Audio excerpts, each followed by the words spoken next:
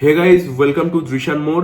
এই ভিডিওতে আমি কথা বলবো 14ই ফেব্রুয়ারি হইচইতে মুক্তিপ্রাপ্ত নতুন ওয়েব সিরিজ বিষহরি নিয়ে, যেটাকে ডিরেক্ট করেছেন সৃজিত রয়, যাকে নিয়ে রিসেন্টলি অনেক কন্ট্রোভার্সি হয়েছে আমাদের ফিল্ম ইন্ডাস্ট্রিতে। আর এটাকে লিখেছে, মানে স্টোরিটা লিখেছে হচ্ছে সৌভিক চক্রবর্তী, আর এটার স্ক্রিন প্লে আর ডায়লগস লিখেছে সৃজিত। তাহলে চলুন শুরু করি।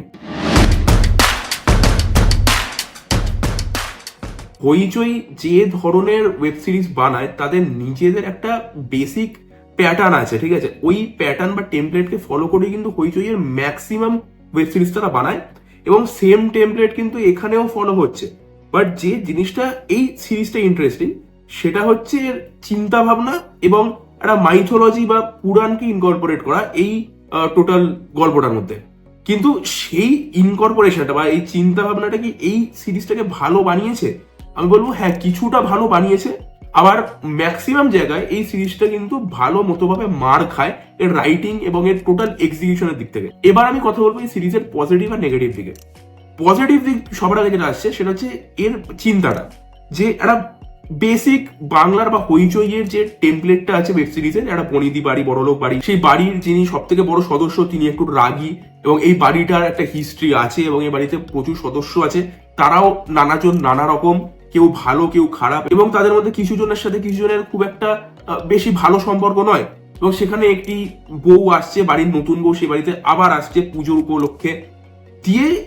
এবার যে ঘটনাগুলো ঘটছে তার সাথে মনসা মঙ্গল বা বেহুলা লক্ষিন্দর বা মনসার একটা একটা মিক্স ইনকর্পোরেশন আছে।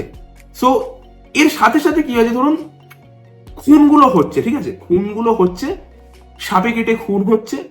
আবার যখন এই স্টোরিটার যে পিক ফর্মগুলো আমরা দেখতে পাচ্ছি বা পিক পিক যে জায়গাগুলো আমরা দেখতে পাচ্ছি, সেখানের সাথে এই একই গ্রামে একটা মনসা মঙ্গলের পালা বা বেহুলা লক্ষিন্দরের পালা হচ্ছে। তো ওই পালাটার সাথে এই বাড়িতে যে কার্যকলাপগুলো হচ্ছে সেটাকে কিন্তু খুব ভালোভাবে মিক্স করতে পেরেছেন, এবং ওটাকে যেভাবে ম্যাচ কার্ডের মাধ্যমে দেখিয়েছেন সেই জায়গাগুলো আমার বেশ ভালো লেগেছে। দ্বিতীয় পজিটিভ পয়েন্ট হচ্ছে এই যে টোটাল সিরিজটার এডিট এবং রান টাইম বেশি বড় না, 6টা এপিসোড, প্রত্যেকটা এপিসোড প্রায় 20 থেকে 25 মিনিটের মধ্যে, এবং প্রায় 3 ঘন্টা কি 3 ঘন্টা 15 মিনিটের মধ্যেই পুরো ওয়েব সিরিজটা কমপ্লিট হয়ে যায়। সো এই ওয়েব সিরিজটা যারা আপনারা একবার দেখতে বসবেন, তবে এরকম মনে হবে না যে এই মানে বন্ধ করে দিই পরে দেখবো।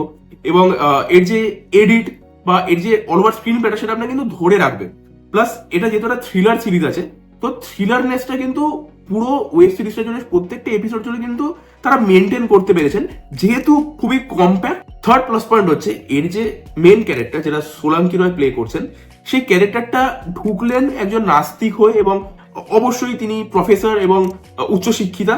তিনি এলেন, এসে বাড়ি সবার সাথে ভালো সম্পর্ক তার, তিনি এবার ঘটনাগুলো দেখছেন, এবং একদম একদম এন্ডে গিয়ে এই ক্যারেক্টারটাকে ইটসেলফ বলতে গেলে মানে মাইথোলজিক্যাল ডিটেকটিভ হিসেবে কিন্তু প্রেজেন্ট করা হয়েছে। এবং তাকে নিয়ে কিন্তু আগামী অনেক হয়তো সিজন 2 আসবে, সিজন 3, এবং তার একটা হিন্ট দেওয়া হয়েছে এখানে অন্য গল্প নিয়ে হবে। ওই জিনিসটা ভালো হয়েছে, নতুন একটা ক্যারেক্টার, নতুন একটা ডিটেকটিভ ক্যারেক্টার এই সিরিজ থেকে তৈরি করা হলো। ফোর্থ প্লাস পয়েন্ট হচ্ছে মিউজিক। কিছু কিছু জায়গায় মিউজিক ভালো, নবারুণ বোস এর মিউজিক দিয়েছেন এবং তিনি ভালো মিউজিক দিয়েছেন, ফিল্ডটাকে কিন্তু এই মিউজিকটা মেনটেন করতে পেরেছে। ফিফথ পজিটিভ পয়েন্ট হচ্ছে এটা যেহেতু একটা গ্রাম এবং পুরুলিয়া বেসড সিরিজ, তো সেখানে একটা যে এই যে বহুরূপী পালা বা বহুরূপী যে কালচারটা, সেটাকেও এই সিরিজে কিন্তু একটু হলেও দেখানো হয়েছে, এবং সেটাও ভালো। বাট হ্যাঁ, সেটাকে খুব ভালোভাবে দেখায়নি এবং প্রপারলি এলাবোরেটও করেনি, বাট রেখেছে। আমার সেটা ভালো লাগলো যে ঠিক আছে ভাই, রেখেছে। এবং যদি আমরা পারফরমেন্সের কথা বলি, পারফরমেন্সে সোলাঙ্কি ভালো কাজ করেছেন, এবং যিনি এই বাড়ির বর্দার ক্যারেক্টারটা প্লে করছেন, যিনি খুন হবেন, তিনি ভালো কাজ করেছেন। তিনি সিরিয়ালে কাজ করেছেন, তার নামটা ইতিমধ্যে ভুলে গেছি। বাকি স্টার কাস্টটা মোটামুটি কাজ করেছে, খুব একটা আহামরি কিছু কাজ করেন, বাট ঠিক আছে। এই ছিল পজিটিভ পয়েন্ট। এবার আমি নেগেটিভ পয়েন্টে আসবো।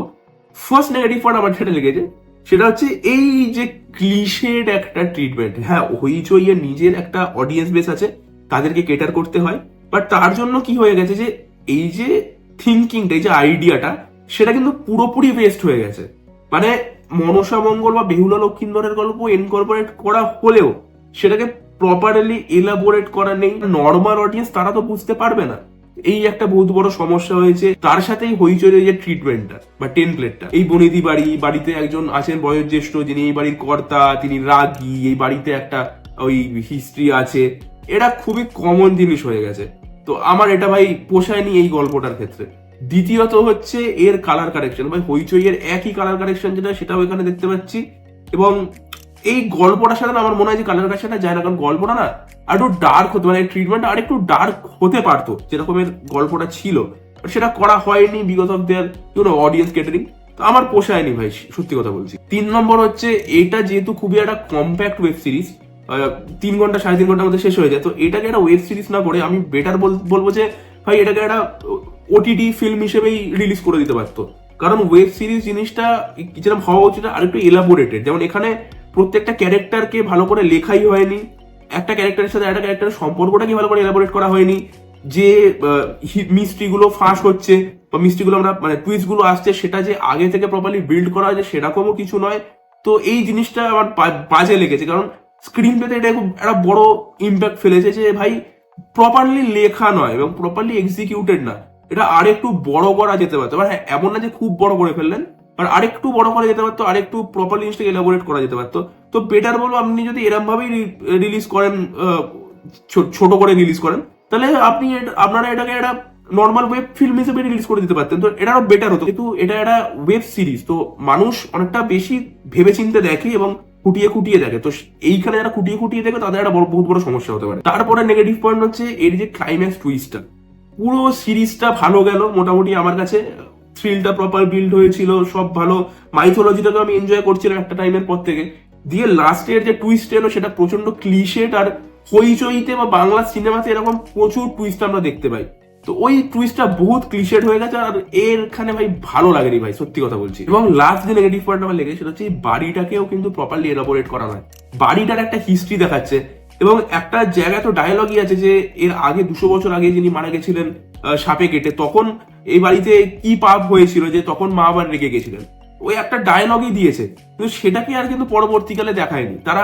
পুরোপুরি শিফট করে গেলেন যে এর যে টুইস্টটা হচ্ছে সেই দিকে, তো সেই জিনিসটাও দেখাও, তো ওটাই যদি তোমরা না দেখাও তো কোনো দরকারই পড়ছে না বা কোনো ইম্প্যাক্টফুলই নয়। সো ওভারঅল আমি যদি সিরিজটা বলেছি, আমি বলবো যে এটা একটা নাইস ট্রাই, খুব আহামরি কিছু নয়, এবং যারা গতানুগতিক ভাবে ওয়েব সিরিজ দেখেন তাদের কাছে এটা খুব ভালো লাগবে তা আমি বলবো না, বাট হ্যাঁ ইট ওয়াজ আ নাইস ট্রাই। আমার কাছে এর রেটিং হচ্ছে 6/10। আপনাদের কেমন লাগলো সেটা আমাকে কমেন্ট বক্সে জানাবেন। ভিডিওটা ভালো লেগে থাকলে চ্যানেলটাকে সাবস্ক্রাইব করবেন, বেল আইকনটা টিপে দেবেন, ভিডিওটাকে শেয়ার করে দেবেন। আজকের জন্য আসি, দেখা হবে অন্য কোনো ভিডিওতে।